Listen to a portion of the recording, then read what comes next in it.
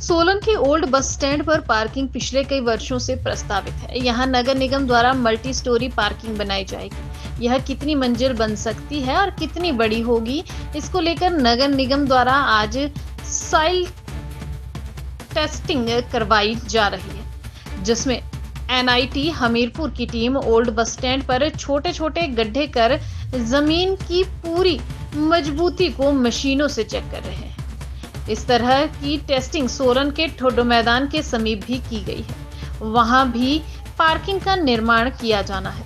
यह soil testing नगर निगम की SDO Alpana Thakur की अध्यक्षता में आयोजित की गई। नगर निगम की SDO अल्पना ठाकुर ने अधिक जानकारी देते हुए बताया कि पार्किंग निर्माण कार्य का सबसे पहला कदम सॉइल टेस्टिंग है, जिसके आधार पर भविष्य में DPR तैयार की जाएगी और पार्किंग का क्या स्वरूप होगा, वह कितने मंजिल बन सकती है, यह सब कुछ सॉइल टेस्टिंग के बाद ही निर्धारित किया जाएगा। उन्होंने बताया कि अभी इसके बाद टेंडर प्रक्रिया होगी, धनराशि का प्रबंध किया जाएगा। इसके लिए अभी काफी समय लग सकता है। ये जो हमारी जो CM ने जो अनाउंसमेंट किया है और यहाँ के लिए जो पार्किंग के लिए जो है 10 करोड़ रुपए का जो उन्होंने ऐलान किया है, तो उसके संदर्भ में हम यहाँ पे पहला स्टेप ले रहे हैं कि हम इस प्रपोजल बनाने से पहले सॉइल टेस्टिंग करा रहे हैं कि सो दैट कि हमें पता लगे कि सॉइल की बेयरिंग कैपेसिटी कितना है, हम कितनी स्टोरेज बिल्डिंग यहाँ पे कंस्ट्रक्ट कर सकते हैं। अभी निर्माण कार्य तो नहीं जारी होगा इतनी जल्दी, अभी सॉइल टेस्टिंग होगी, उसकी रिपोर्ट आएगी,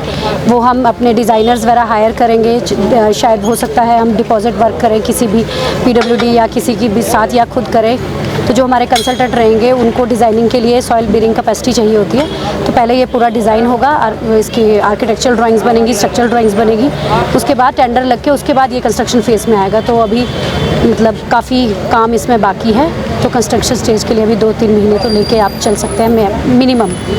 हाँ जी, वहाँ से भी हमने सॉइल टेस्टिंग के सैंपल ले लिए हैं, वहाँ की भी हमने सॉइल टेस्टिंग कराई है। तो जैसे इसकी रिपोर्ट आएंगी तो हम आगे फर्दर स्ट्रक्चरल ड्राइंग की तरफ बढ़ेंगे। धरती का जो सहन शक्ति है नीचे की कि कितनी कैपेसिटी तक लोड ले सकती है। कल को मल्टी स्टोरी बिल्डिंग बननी है, 3-4 मंजिल अगर पार्किंग बनती है, तो उसके लिए स्ट्रक्चर डिज़ाइन होगा।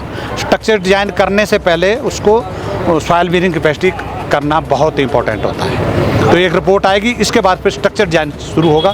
स्ट्रक्चर डिज़ाइन जो है एक अलग पार्ट होता है, वो सॉइल बेयरिंग कैपेसिटी के ऊपर डिपेंड करता है। उसके बाद वो देखेंगे कि कितना सरिया डालना है, कितना वो डालना है, रेस कितना मिक्स डिज़ाइन कैसे बनेगा, वो उसके बाद का काम है। आज हम यहाँ जो बस स्टैंड में टेस्टिंग कर रहे हैं, इसको बेयरिंग कैपेसिटी टेस्ट कहते हैं ये, या दूसरे तरीके से इसको SPT टेस्ट कहते हैं, standard penetration test.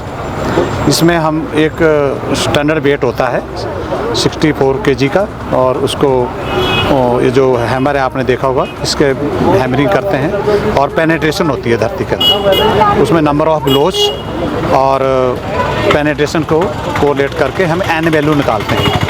N value निकालने के बाद उसके बाद हम मिट्टी के भी सॉइल सैंपल लेते हैं, और सॉइल सैंपल लेके उसके बाद उनके डिफरेंट टाइप के पैरामीटर निकलते हैं, और सारों को फिर कोलाइड करके बेयरिंग कैपेसिटी की रिपोर्ट बनती है। मिनिमम जैसे ये जो एज पर जो मैं देख रहा हूँ काम ना, कम से कम 20 दिन का टाइम लगेगा। कुछ हमें सॉइल पैरामीटर भी निकलेंगे और उसके बाद रिपोर्ट।